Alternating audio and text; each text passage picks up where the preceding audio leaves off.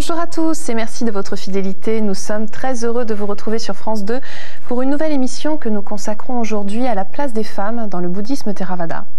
Cette tradition, qui je vous le rappelle, s'épanouit essentiellement en Asie du Sud-Est et utilise principalement les discours du Bouddha comme base de l'enseignement dans la pratique.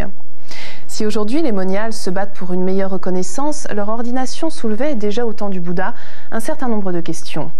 L'occasion pour nous de voir ce qu'il en était à l'époque, de quelle manière leur situation a évolué jusqu'à nos jours, et enfin les prochaines étapes concernant le statut de ces femmes dans le bouddhisme Theravada, avec notre invité, Ajahn Sundara.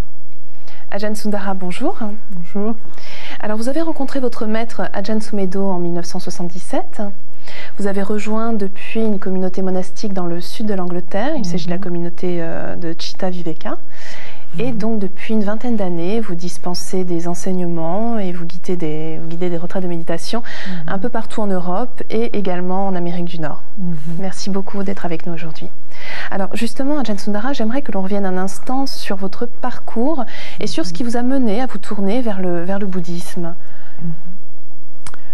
On pourrait dire la souffrance, mais pas la souffrance peut-être dans le cadre que certaines personnes pourraient interpréter. Pour moi, ce n'est pas ni une souffrance matérielle, c'était plutôt une souffrance de ne pas trouver des réponses aux questions que je me posais sur la nature de cette vie humaine, le but, la raison d'être de cette vie humaine, et le désir de comprendre, le désir de vraiment trouver un moyen de vivre de telle façon à être heureuse et à être en paix avec soi-même. Et pourquoi le bouddhisme Theravada? C'est la rencontre avec justement Ajahn Sumedho? Alors ça s'est fait d'une manière très, on pourrait dire, c'était par chance pour ainsi dire, parce que je n'ai jamais cherché ni un maître, ni une tradition particulière. Je faisais déjà moi-même un questionnement intérieur qui m'a amené à faire des retraites dans des lieux chrétiens. Je lisais Thomas Merton, Krishnamurti, etc., et d'autres philosophes, des philosophes, etc. Et c'est un jour, j'ai rencontré Ajahn Sumedho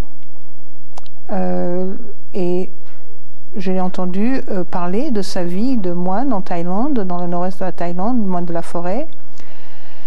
Et c'est un fait que la façon de vivre, son travail méditatif, de méditant, cette vie contemplative qu'il décrivait, était presque quelque chose que j'ai reconnu, un style de vie que je désirais vivre, mais dans un monde tellement complexe de notre société, j'imaginais jamais pouvoir avoir un modèle qui correspondrait à ce que j'aimerais vivre. Très bien. Et alors, bon, revenons maintenant, si vous le voulez bien, sur l'ordination justement des nonnes, aux sources du bouddhisme. Comment est-ce que ça s'est passé au départ, donc au temps du Bouddha? C'était vraiment une naissance douloureuse, en quelque sorte, en ce sens que le Bouddha, lorsque sa belle-mère, qu'il avait éduquée depuis sa naissance, sa mère est morte, la mère du Bouddha est morte à sa naissance, sa belle-mère est venue le voir pour lui demander si elle pourrait rejoindre l'ordre monastique. Le Bouddha a refusé 3 fois. Et donc c'est seulement lorsque son cousin Ananda est venu le voir que finalement il a... C'est-à-dire qu'elle est revenue une 4e fois, d'après ce que j'ai compris. Elle ne s'est pas découragée complètement. Elle est revenue avec tout son entourage de princesses. On dit qu'il y avait plusieurs centaines de princesses derrière elle. Et elle est revenue demander à nouveau, elle a fait une requête à nouveau. Et c'est à ce moment-là que le disciple du Bouddha, un de ses disciples les plus proches, Ananda, qui était aussi son cousin, lui a demandé, elle a posé la question, est-ce que les femmes peuvent aussi réaliser le nirvana, le nibbana? Et ce à quoi le Bouddha a répondu? Le Bouddha a dit oui. Elles sont tout à fait capables de suivre cette voie jusqu'à la réalisation de la libération complète, de la libération inébranlable du cœur, comme on la trouve, cette expression, dans les suttas. Et c'est à ce moment-là que le Bouddha a proposé donc d'ordonner Mahapajapati, qui était sa belle-mère, en lui faisant accepter ce qu'on appelle ces 8 grandes conditions, comme on les traduit dans le de quoi s'agit-il? Parce qu'en fait, alors, si les moines observaient 217 règles, les moniales, donc elles, devaient en suivre 311, c'est ça? dont ces 8 grandes conditions. Alors qu'est-ce que ça c'est venu après. Les 8 grandes conditions, c'est la première ordination, c'est le premier format de l'ordination en quelque sorte. Alors quelles sont-elles? Est-ce qu'on ne va pas toutes les énumérer maintenant, mais donnez-nous quelques exemples. C'est simplement une clarification. Il a clarifié pour cette nonne, enfin cette future nonne, disons le placement des femmes dans la hiérarchie monastique. C'est-à-dire que la première de ces grandes règles, de ces grandes conditions, c'était même une nonne étant ordonnée depuis de nombreuses années, même si elle doit quand même rendre hommage ou respecter un moine ordonné le même jour. Ça, c'était une controverse assez importante, surtout dans notre société où la parité entre les femmes et les hommes sont de plus en plus évidentes. Alors une des sources qui nous renseigne le mieux sur ce qui se passait à l'époque, c'est donc le Therigatha, qui est un recueil de récits des nonnes justement sur leur combat et sur le chemin qu'elles menaient jusqu'à l'éveil. Vous pouvez nous en dire 2 mots, Ajahn Sunara? Oui, c'est une chose assez extraordinaire de pouvoir de nos jours lire un recueil de poèmes qui ont été écrits par des femmes libérées.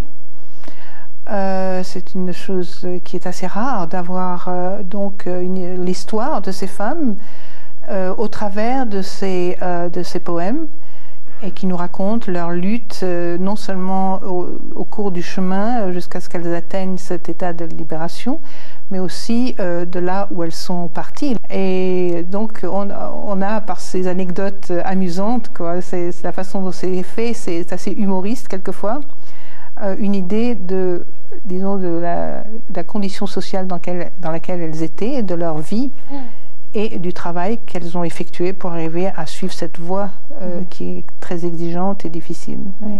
Alors pour revenir à une époque un peu plus contemporaine, est-ce que vous pouvez nous parler un petit peu des dernières avancées pour les moniales ces dernières années, notamment en Thaïlande? Je crois qu'il y a eu la création de l'Institut des nonnes thaï en 1989. Il y a pas mal d'années, oui, il y a eu l'Institut des nonnes, ce qu'on appelle les Mechi en thaïlandais. Ça veut dire Me, c'est la mer, et Chi, c'est blanc, c'est mer en blanc, et qui sont sur l'ordination que l'on trouve le plus courante en Thaïlande. Les femmes sont la tête rasée et portent le blanc. Et depuis pas mal d'années maintenant, il y a quand même une plus grande prise de conscience de la situation de ces nonnes, qui sont appelées nonnes, mais en fait qui n'ont pas vraiment un statut de monastique en fait. Alors on en reparlera un petit peu plus tard. Elles n'ont pas les privilèges, par exemple, que les moines ont, d'avoir des transports gratuits, d'avoir des hôpitaux où elles peuvent être soignées. Elles sont encore soutenues soit par leur famille, soit par leur propre travail qu'elles ont fait auparavant.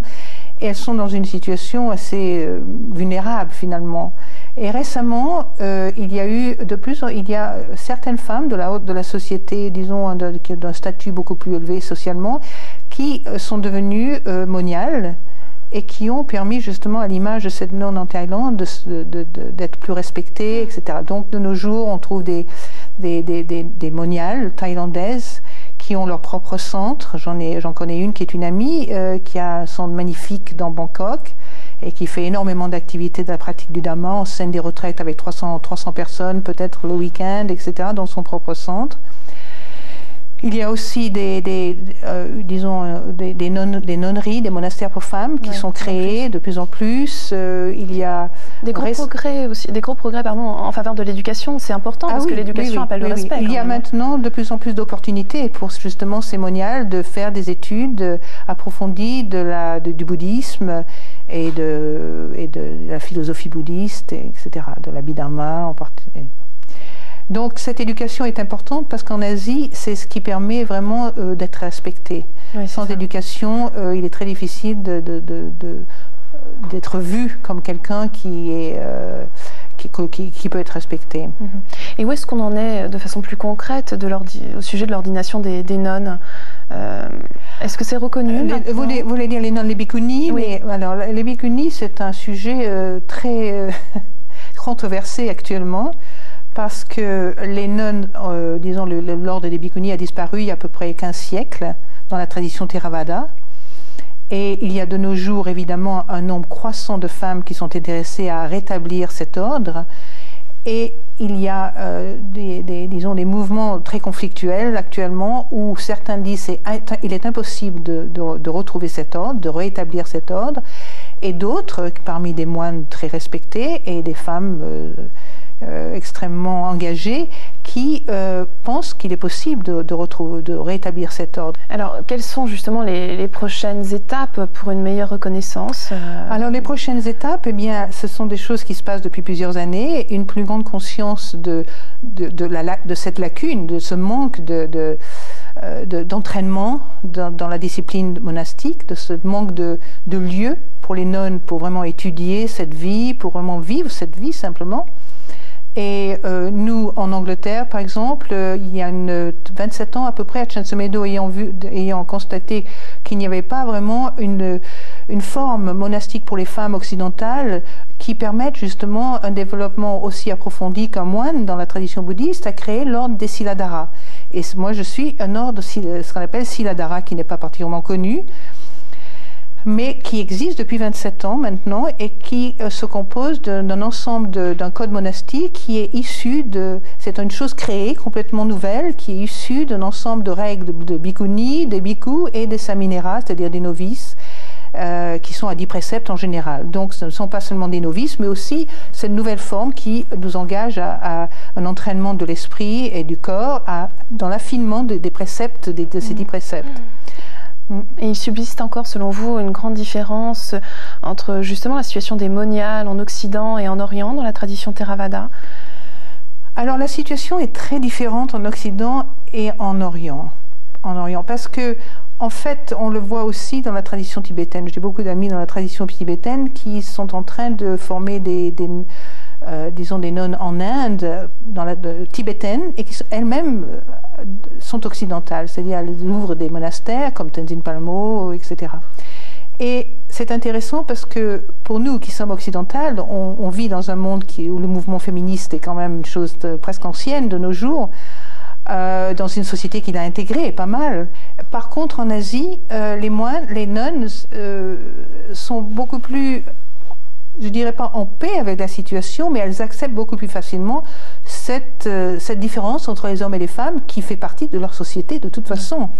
Bien que cela change rapidement, il y a une acceptation naturelle que la femme a un certain statut et l'homme en a un autre.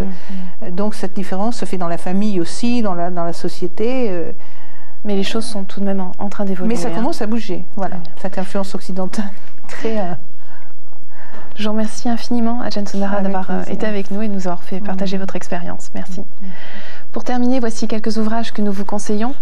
Tout d'abord, 3 des livres diffusés par le Centre Le Refuge, avec Entrer dans une nouvelle réalité, d'Ajahn Khemasiri, Entretien sur le Dhamma, d'Ajahn Sumedho, Le Noble Octuple Sentier, d'Ajahn Sorio, et enfin, Approfondir sa pratique, l'art de la méditation et la joie dans la pratique spirituelle, d'Ajahn Tiradamo.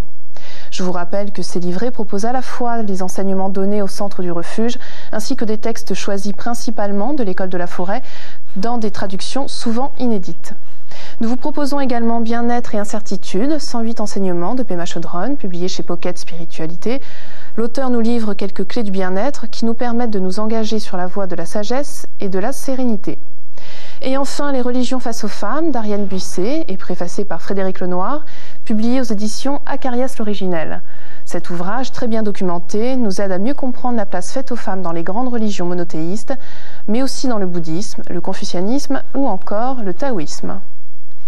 Vous pouvez retrouver cette émission sur le site de France 2 en cliquant sur la rubrique Tous les programmes et Chemin de la foi. Merci de nous avoir suivis, je vous souhaite une excellente journée et une très belle semaine.